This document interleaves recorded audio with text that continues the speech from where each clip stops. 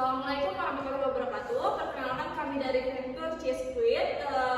Di sini kami ingin memperkenalkan diri terlebih dahulu. Nama saya Sabila Aurelia sebagai CEO dengan NPM 2211021067. Saya Naura Panitisara dengan NPM 2211021025 sebagai CMO. Saya Adina Hairunisa dengan NPM 2261021002 dengan sebagai CEO. Baik, selanjutnya akan dijelaskan oleh teman saya Adina. Apa itu Cisquid? Cisquid adalah hidangan penutup atau yang biasa disebut dengan dessert yang terbuat dari crackers dengan perpaduan cream cheese dan cheese spread. Hidangan ini disajikan dalam keadaan dingin dengan berbagai topping sesuai selera seperti Oreo dan Milo.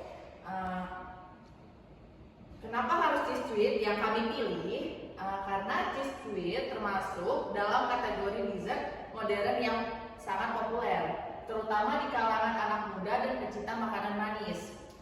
Dengan tampilan menarik dan rasa yang unik, produk ini memiliki potensi besar untuk viral di media sosial. Bagaimana tren kuliner terus berkembang dan konsumen mencari dessert yang lezat, praktis, dan unik. Pilihan yang ada seperti cheesecake atau tiramisu seringkali mahal dan sulit dibuat. Sementara cemilan biasa kurang menarik. Cisquid hadir sebagai solusi dengan kombinasi crackers renyah dan cream cheese creamy, menawarkan rasa premium dengan harga terjangkau, disajikan dingin, dan bisa dikreasikan dengan berbagai topping. Cisquid tidak hanya cocok untuk berbagai selera, tetapi juga berpotensi menjadi tren kuliner baru, terutama di kalangan anak muda dan pecinta dessert. Next. Nah, untuk strategi pasarnya sendiri, yang pertama ada identifikasi target pasar. Segmentasinya yaitu remaja dan dewasa muda dari umur 15 hingga 35 tahun yang menyukai cemilan manis dan gurih. Yang kedua ada pencinta keju dan berbagai tingkatannya. Terus ada targeting. Nah, yang pertama target kami yaitu fokus pada area dengan populasi target pasar yang padat, seperti dekat sekolah dan kampus. Lalu memanfaatkan platform online yang sering digunakan target pasar, seperti Instagram dan TikTok. Yang kedua ada diferensiasi produk. Yang pertama yaitu menawarkan variasi rasa Cisquid yang unik, seperti coklat keju, Milo, dan Oreo. Yang kedua ada menggunakan bahan-bahan berkualitas tinggi untuk menciptakan rasa yang istimewa. Yang ketiga yaitu menawarkan berbagai ukuran kemasan, dari kecil untuk cemilan pribadi hingga yang besar untuk berbagi. Lalu yang terakhir ada memperhatikan food grade kemasan agar kualitas produk tetap terjaga. Next. Yang ketiga ada strategi pemasaran online media sosial. Yang pertama itu membuat konten menarik di Instagram dan TikTok seperti foto dan video produk yang menggugah selera. Yang kedua mengadakan kuis atau giveaway untuk meningkatkan interaksi dengan pengikut yang ada di media sosial. Yang ketiga yaitu memastikan kualitas foto produk dan deskripsi produk yang baik. Lalu yang keempat ada strategi pemasaran offline. Yaitu kerjasama dengan toko atau kafe. Yang pertama itu menawarkan harga khusus untuk pembelian grosir. Yang kedua membuka stand di acara kuliner atau bazar. Yang ketiga itu ada promosi dari mulut ke mulut. Yang terakhir itu memastikan kualitas produk dan pelayanan yang baik agar pelanggan merekomendasikan Cisquid kepada orang lain. Next. Nah, ada pengembangan produk dan layanan, yaitu menawarkan layanan customisasi Cisquid seperti pelanggan dapat memilih rasa, ukuran, dan kemasan sesuai keinginan. Terus menambahkan hiasan atau tulisan khusus untuk acara-acara tertentu. Layanan pelanggannya yaitu menyediakan layanan pelanggan yang ramah dan responsif, terus menerima masukan dan keluhan pelanggan dengan baik. Yang terakhir ada membangun komunitas online untuk berinteraksi dengan pelanggan. Next. Selanjutnya akan dilanjutkan dengan rekan saya. Baik, selanjutnya itu ada problem atau opportunity. Jadi konteksnya itu kapan sih masalah tersebut itu terjadi? Jadi masalah dalam membeli cemilan atau dessert itu sering terjadi ketika seorang menginginkan sesuatu yang praktis, enak, tetapi tetap unik dan tidak membosankan, terutama di momen santai, acara keluarga, atau ketika ingin menikmati sesuatu yang menyegarkan di tengah cuaca panas. Lalu masalahnya, apa akar permasalahannya? Banyak pilihan dessert yang ada di pasaran cenderung itu aja, seperti es krim, puding, atau kue basah. Konsumen itu pengennya itu variasi baru yang tetap lezat, memiliki tekstur menarik, dan mudah dinikmati tanpa harus repot menyiapkannya sendiri. Lalu alternatifnya, apa yang pelanggan lakukan sekarang untuk mengatasi masalah tersebut? Saat ini pelanggan biasanya membeli cemilan seperti biskuit biasa, roti dengan selai, atau membuat dessert sendiri dengan bahan seadanya di rumah. Beberapa juga memilih membeli produk siap saji seperti cheesecake atau tiramisu dari toko kue. Selanjutnya dari pelanggan, siapa yang paling sering mempunyai masalah? Orang yang sering mengalami masalah ini adalah anak muda yang suka mencoba tren kuliner baru, ibu rumah tangga yang ingin menyajikan cemilan berbeda untuk keluarga, serta pekerja yang ingin menikmati dessert simple dan praktis tanpa harus menghabiskan waktu yang lama di dapur. Selanjutnya ada dampak emosional. Bagaimana perasaan pelanggan? Pelanggan itu sering merasa bosan dengan pilihan cemilan yang monoton, frustasi karena harus mengeluarkan biaya mahal untuk dessert premium, atau kecewa ketika mencoba membuat sendiri tapi hasilnya tidak sesuai dengan harapan. Terakhir ini ada kekurangan alternatif. Apa kelemahan dari alternatif tersebut? Produk seperti cheesecake atau tiramisu biasanya memiliki harga yang lebih mahal dan tidak selalu mudah didapat. Sementara itu, membuat dessert sendiri membutuhkan waktu, bahan-bahan yang kadang sulit ditemukan, dan keterampilan tertentu agar hasilnya enak. Next. Nah, di sini ada SWOT. SWOT itu strength, kekuatan, weakness, kelemahan, opportunities, peluang, sama threats itu ancaman.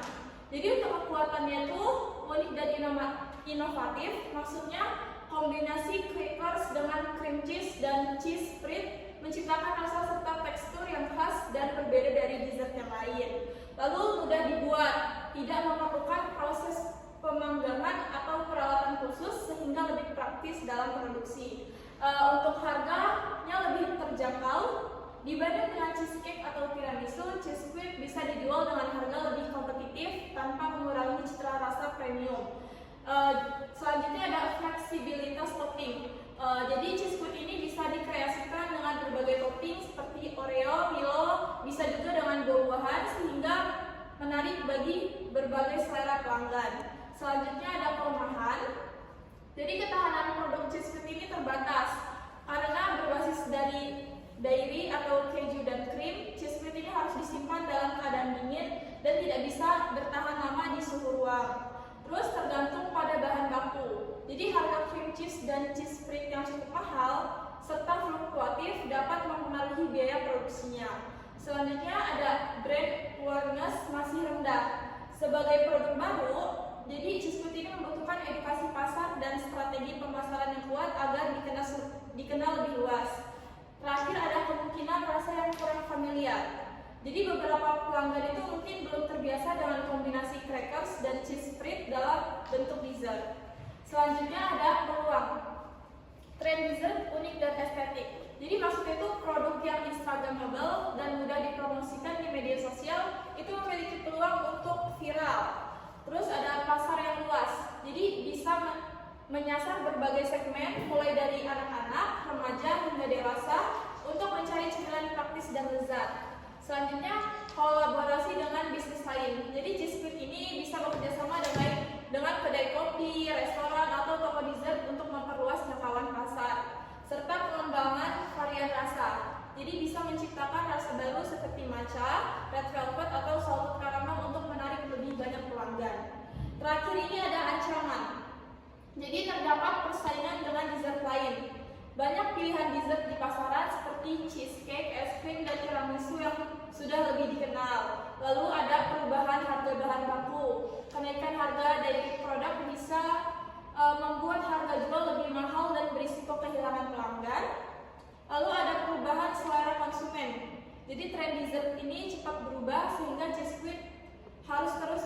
inovasi agar tetap menarik. Terakhir ada ketergantungan pada media sosial. Jika strategi pemasaran digital kurang efektif, produk itu bisa sulit dikenal luas dan kalah bersaing dengan dessert lain yang lebih viral. Selanjutnya ada problem interview dan survey result. Jadi berapa banyak customers yang diinterview itu ada 30 responden. Kita memakai survei kuesioner. Terus how many of them agree itu, jadi dia orang setuju itu pada setuju semua, jadi 100%. Terus berapa banyak mereka bilang yang butuh solusi baru itu nggak ada karena pada setuju. Next.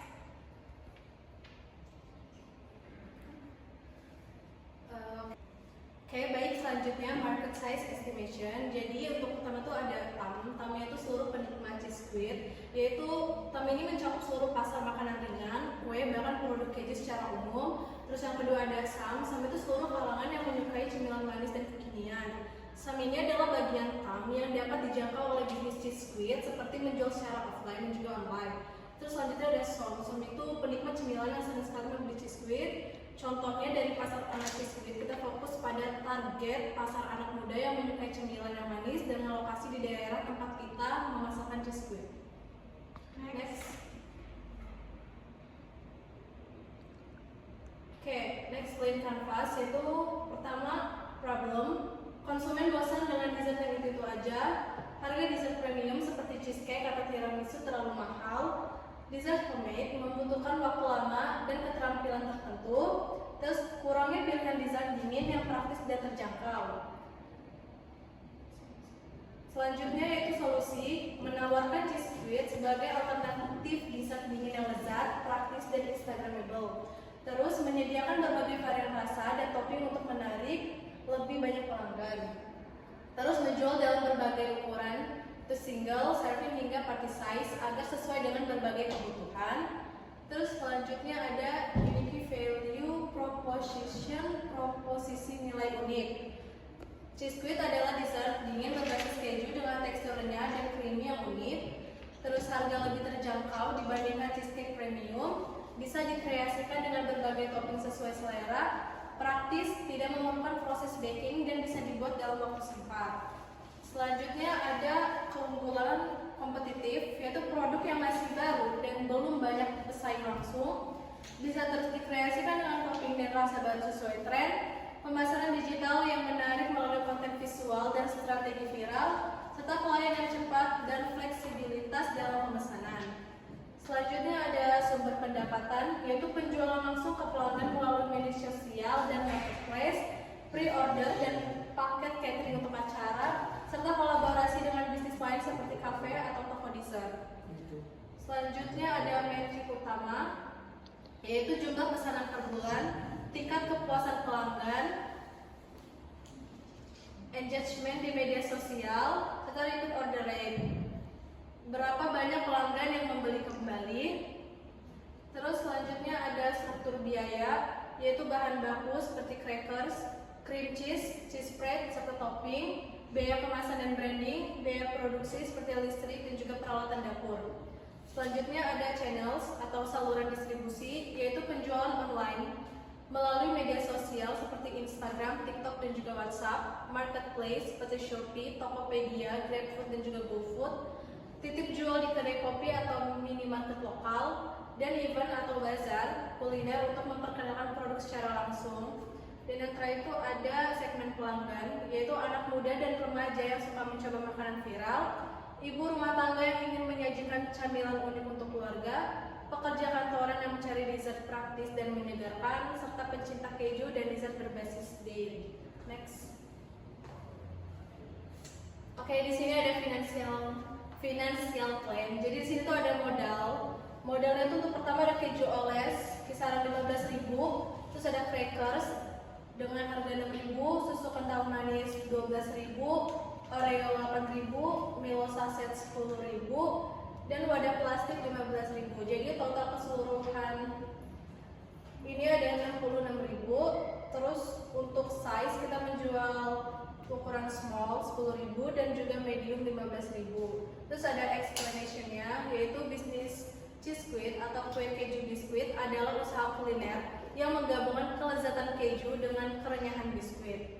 Bisnis ini menawarkan berbagai variasi rasa dan tekstur, mulai dari yang klasik hingga inovatif sehingga menarik minat banyak pecinta kuliner.